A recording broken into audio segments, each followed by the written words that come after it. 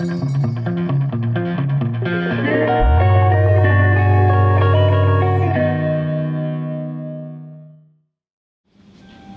is a huge issue. Are you guys with me on this? So if you see that there might be a conflict here, not necessarily that all that fits so snugly together, because the good solutions are always where there is an imposing conflict. They're never a snug fit. Every good solution that's ever been designed is because you have resolved a conflict.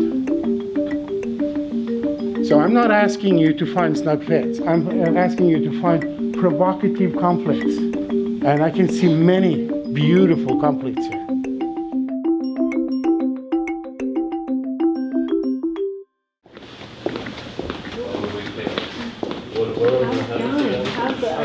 Experiments yet? Oh yeah, oh very cool. Oh, very cool. This is a very quick sample of what the students behind us here are working on, prototyping a way to make certain parts of the garment expandable.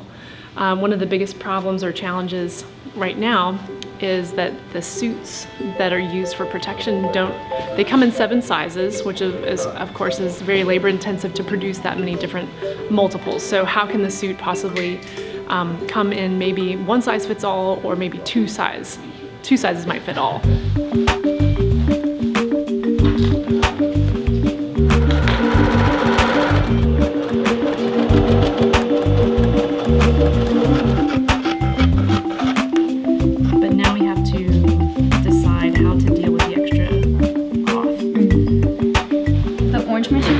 The breathable material, so we're placing it like in back of the knee, on the back where the physicians are feeling a lot of heat, and also we've incorporated elastic like under the armpit and in the groin region for comfort, and there's also snaps for adjustability.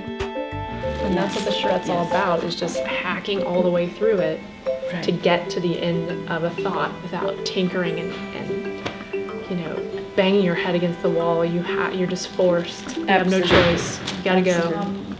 They tried to do was to show how liquids like vomit or blood can spread, you know, and even trying to clean it up. Look how she's covered in that, and so that is, you know, a way of transmission of Ebola. Like if someone throws up, this is what you do. Right. And then this is how you like make sure that like if they continue, like yeah, they're still sick until like someone is going to come take them away. So you're showing if the that's what impact happens. and yeah, so like coming up, essentially you want to come up with like a protocols to like communicate to everyone. Yeah. So for example, I mean, I can imagine a diagram where it's like you've got the actual vomit bullseye, and then like how many times that diameter do you actually need to clean?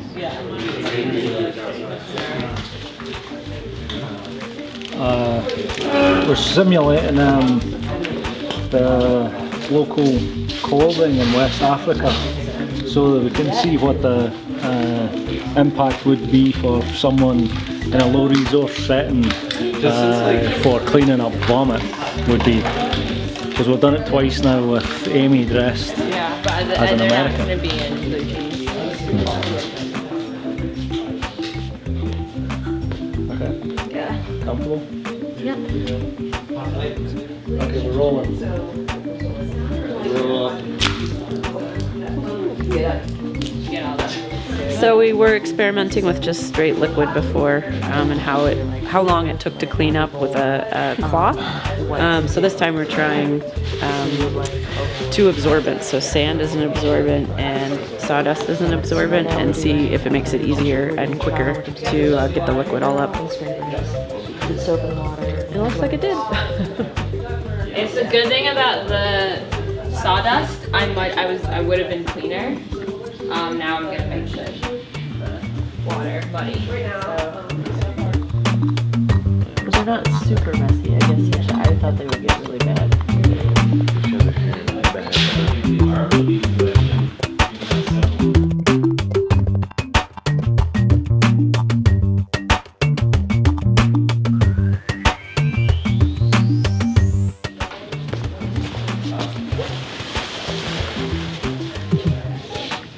Well, this is the hugging wall, and basically we have a theme of empathy.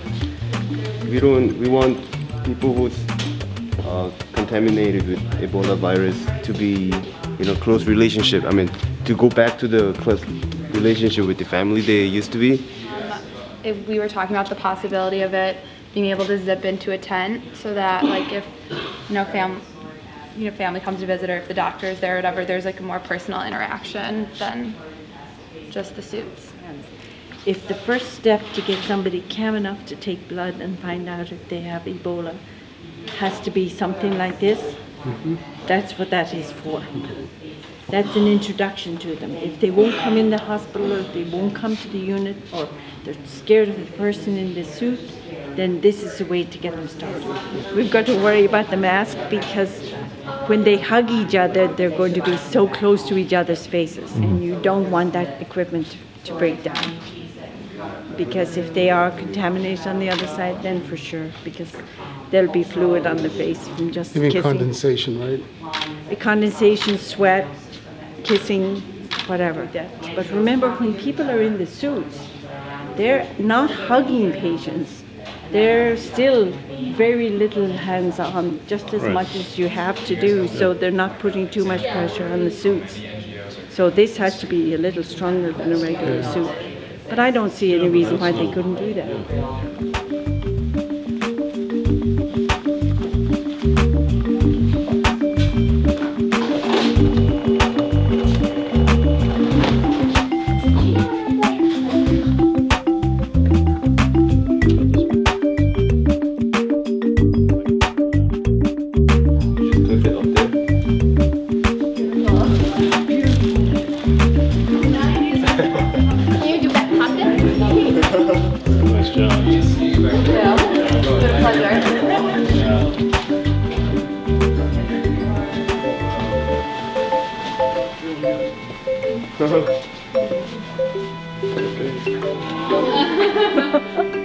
That's very good. That's very good. Thank you. Thank you for all the help. Like remove this. I mean, if we're gonna provide them a versatile thing, maybe we should just figure out different ways of using this. Like just keep it as a bed sheet, and then. I think splash prevention makes sense. You're just kind of saying that, but rather than like on the bed, the way that you can just put it up next to the bed or over the bed. I think it's just like admitting that we don't know. We have some ideas, and wow, you've got 20 yards of this stuff that you might be able to put out in the sun, like she mentioned, to kill some, or maybe it is disposable depending on what it is. Like, ooh, that's too messy, we're gonna throw that away. So, I think if we leave some of the ingenuity to them. No, I agree. Yeah, but so then I think we should keep this as simple as possible, and so to keep it as versatile as possible. Okay. What if you printed patterns on it? Yeah, that was what they had options, and they could choose. Seamstresses are everywhere. Well, right, like we were talking about, like imagine if there was just like a mask thing that was put on there, and then you can, pattern, Yeah. 1, 2, towards the edges. People make things. Right. They are clothes there. Yeah. So, yeah. I was just trying to think if we had like these channels too. Yeah. Of patterns, so they can choose whatever it is they're gonna make. Yeah. I think the cheapest thing to manufacture would be simple outlines that then they can just cut out, and maybe it's on the other side, so when the person's on it, if they choose to use it as a sheet, it's not like, oh, you're laying on a bunch of stencils, but then like you could flip it over and you have kind of this flexibility of, crap, I really need a mask right now, or I really need a cinch bag or something. I think that's it. It's not going against it. That's it's slid out. It's terrible. We're pulling pretty hard. Yeah. So maybe.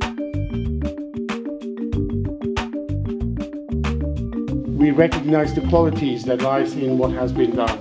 There's a tremendous amount of craftsmanship, both intellectual and tactile craftsmanship has been going on. And there's a tremendous amount. I have been to many charettes, and at every one of them, someone has been storming out or left, pissed off. We haven't had, as far as I know, any of that. It has been completely exemplary with regards to the collaboration. So, can you imagine? You meet someone and then you sit down and you do something with them. it's almost unthinkable because you had to overcome so many barriers, sort of sociological, psychological, any kind of logical barriers, and illogical barriers in no time. And that was amazing. Now a heavy role of leadership is put on your shoulders. You know, you'll be experts on this kind of work when you leave. So thank you all. It's been wonderful. Thank you so much.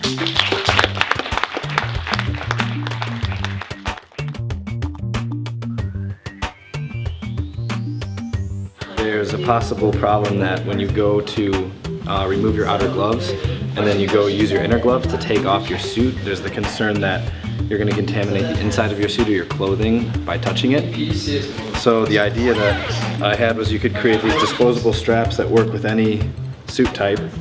All you need to do is unzip the suit like you typically do, and then you just grab onto these straps and they allow you to pull the suit off without ever having to touch any of the inside of the suit. And then you just pass it off in the back of your hand and the outer gloves come off with the suit.